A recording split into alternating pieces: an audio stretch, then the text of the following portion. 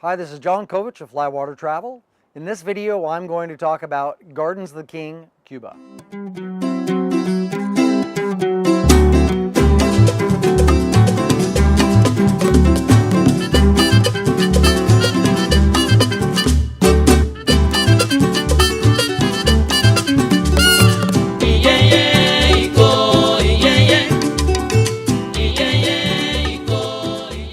Jardines del Rey means Gardens of the King in Spanish, and it refers to an archipelago off the north central part of the island. The archipelago is made up of hundreds of islands, some of which are really important. If you read up on where to go and what to do in Cuba, you'll see some of them mentioned: Cayo Santa Maria, Cayo Coco, Cayo Guillermo, Cayo Cruz, for example. And the archipelago itself is about 120 miles in total length. Now, it has an important place in Cuban history for several different reasons. Interestingly, it was a hideout for pirates. So you know that Spain controlled Cuba for a long time and much of the Caribbean. And as sailing ships were going back and forth between the New World and Spain, they would oftentimes get intercepted by pirates. And apparently with all the islands and channels, etc. here, they could hide out in order to intercept the ships. It was also unfortunately used for Cuba's slave trade. Now, slave trade happened over the course of a couple hundred years in Cuba. It was officially made illegal in the mid-1800s, but with this archipelago being remote and sort of out of the eyes of the Cuban authorities, it was used illegally, unfortunately, to bring in more slaves. More recently, Hemingway used it. Now, Ernest Hemingway lived in Cuba for a long time. He loved to fish the deeper water of what's called the Bahamas Channel, and he fished apparently this area off of Gardens of the King. But during World War II, he apparently would go up and down in the deep channel in his boat Pilar looking for German submarines.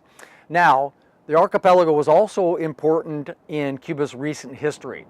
Something happened in about 1990 that really affected Cuba greatly, and that was the breakup of the Soviet Union.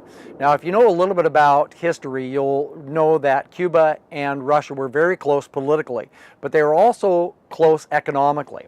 So Russia actually provided, or I'm sorry, the Soviet Union provided about 80% of imports to Cuba, and they also received about 80% of Cuba's exports.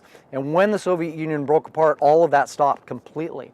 And Cuba was really in dire straits. And so if you ask a Cuban about the special period, and that's what this decade was called, they will recall a very difficult time in Cuba.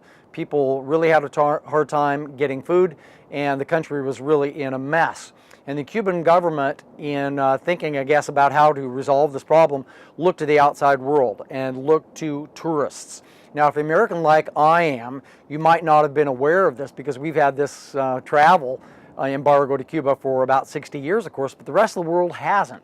So Cuba invited the rest of the world to come to Cuba and experience the beautiful white sand beaches and tropical waters that they had. So they did, and tourists from Europe, South America, Russia then, and certainly lots of Canadians came to Cuba. You can imagine if you lived in Toronto, for example, and you wanted to escape winter in January, it's only a short flight down to Cuba, and then suddenly you're in warm weather and beautiful and surroundings, of course. Now, it was difficult to do because this archipelago is off the coast, right? And they were going to build all these resorts out there in order to house and serve the tourists.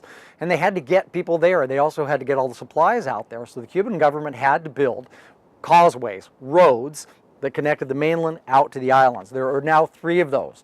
The one that you use in order to go to the end of the island we're going to talk about, Cayo Santa Maria area, is about 30 miles long, so it was a tremendous undertaking, as you can imagine. But in any case, it's all up and running now, and tourism is by far Cuba's largest maker of money. More so than sugarcane, more so than coffee. Tourism is incredibly important to Cuba. Now, if you want to go to Cayo Santa Maria in this area called Gardens of the King, where the fishing operation is, you get there one of 2 ways typically. First of all, through Havana. There are lots of flights daily in and out of Havana, of course. Lots of people want to spend a little time in Havana, and then they will take a bus out to the resorts. That trip takes about 5 hours. I think it's interesting. You look at life out the window of the bus and really get to see a little bit of life outside of the big city of Havana. The other way to get there is much closer, and that's to fly in and out of the town of Santa Clara. Santa Clara is an important town in Cuba, and it's only about a 90-minute drive then to get out to where the resorts are. But one way or another, you're going to end up in Cayo Santa Maria in order to begin your fishing trip. Now, if you come to Gardens of the King for a fishing trip, you're going to be staying at a beautiful all-inclusive resort. Now, just as a reminder, if you haven't done this before, an all-inclusive resort means that you pay in advance for your beautiful room and for basically everything else, all your food and all your drinks and a lot of the other activities that you might want to do while at the resort. Now, one appealing thing about these kinds of destinations is that anglers will love it because of the fishing, but non-anglers will also love it because they've got beautiful beaches and lots of other stuff to do. I should quickly mention that the beaches here are some of the most beautiful in Cuba and all of the Caribbean. They're absolutely stunning, and for a lot of people like me, you could just spend all day long on the beach. For non-anglers, there's lots of other activities for them. They go on snorkel trips, they take catamaran trips, and they can also organize trips back onto the mainland to see more typical Cuban towns. Now, there are also a multitude of restaurants and bars at any of these resorts. And one thing that I really think I should mention is that the food at the resorts is plentiful. It doesn't mean it's great, but there's a lot of food. So when you step into the buffet the first day, you'll be pretty impressed. There's a lot of food to choose from. But upon closer examination, it's not that awesome. There's a lot of repetition. I don't want to turn you off from it. I just want to make sure you understand that it's not just amazing food.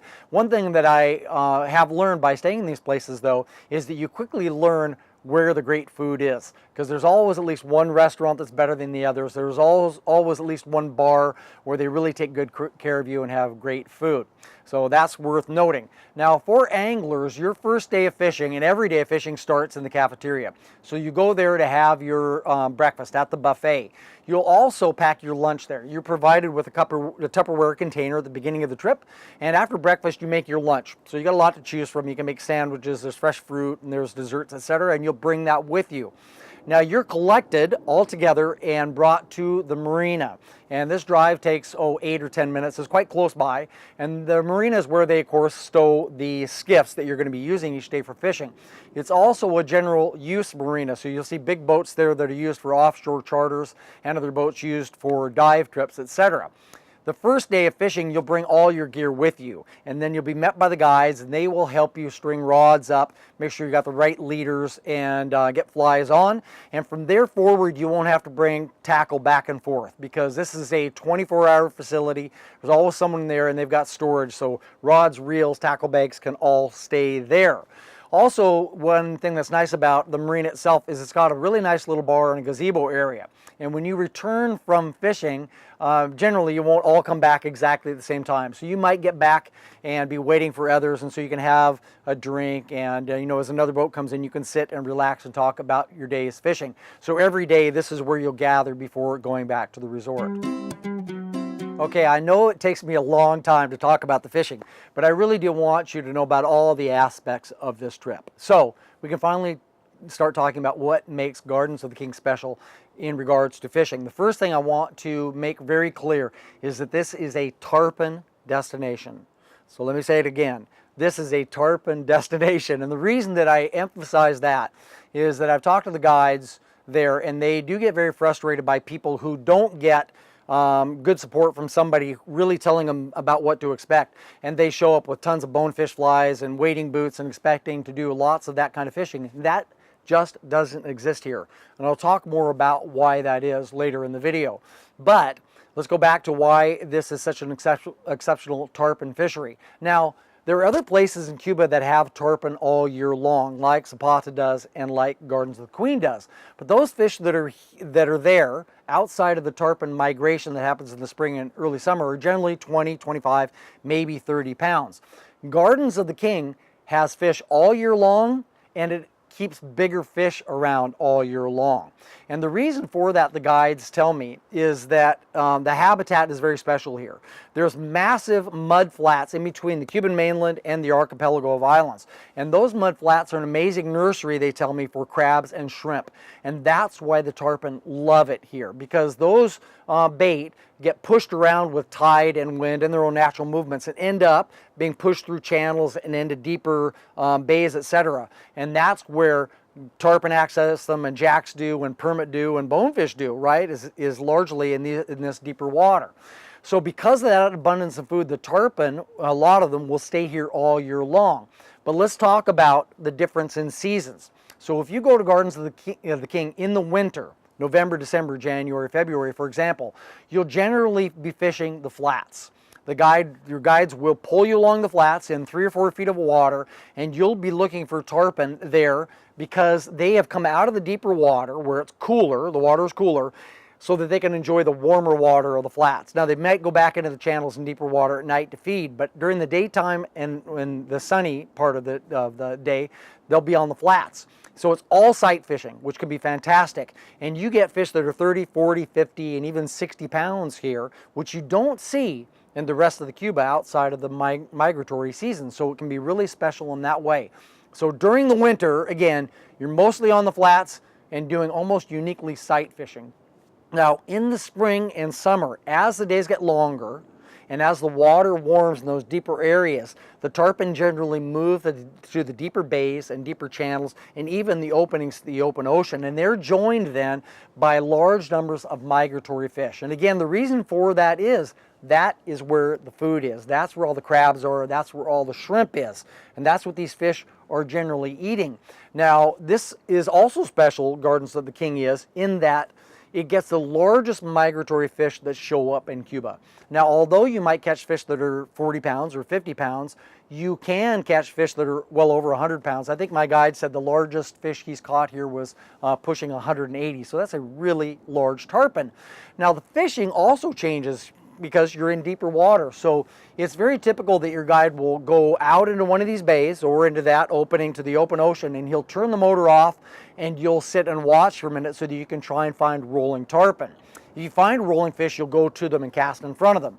If you don't see rolling tarpon, they still will have you cast, generally with intermediate lines or sink tip lines, and you'll be stripping flies. And it can be absolutely gangbusters here. Now, like anywhere, you can have days where you catch nothing, but you can have days where you catch, or you hook anyway, 10, 15, 20 tarpon. It's not uncommon to happen here. Now, there are other fish as well that exist here, and I do want to talk about that. So there are bonefish here and permit here and snapper here, etc. But generally speaking, they're harder to access. And again, it's because of where the food goes and what the other habitat looks like. So when you go to talking about bonefish, for example, there aren't these massive expanses of clean flats where you can pull across them and sight fish for bonefish. They just really don't exist as much here as they do in some other places in Cuba.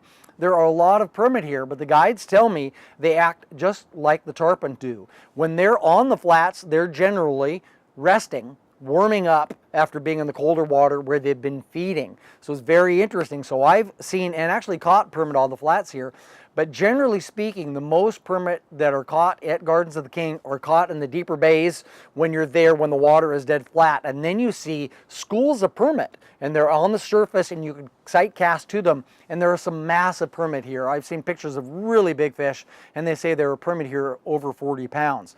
There are a lot of other periphery species, and you will catch jacks and snapper just blind casting because you're casting a big fly with a sink tip and retrieving that fly.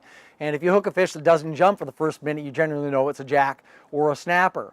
But you also do have some opportunity to sight cast for them. As you move around with your guide, you'll fish some channels, and in those channels sometimes you'll see cruising jacks, and sometime on the exterior flats where you will actually fish them so that you can look and see if there might be permit there. You also will see big mutton snapper on some of these flats, and they're just an incredible game fish. So let me sum up. Gardens of the King is a special place. It's special for about 3 reasons. One is it's a destination that you can go to in Cuba where anglers and non-anglers alike love it, because there's lots to do for a non-angler. There are beautiful beaches, beautiful excursions, etc., and for an angler, great fishing. The other thing that's special about it is that it has tarpon of larger than average size throughout the whole year. In the winter, they're on the flats, and in the spring and summer, more fish show up and they're in deeper water.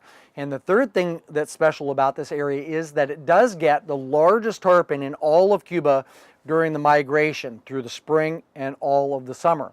So if you are either a person who wants to go to Cuba with non-anglers, or if you're a person that just loves tarpon fishing, Gardens of the King should be a destination that you consider.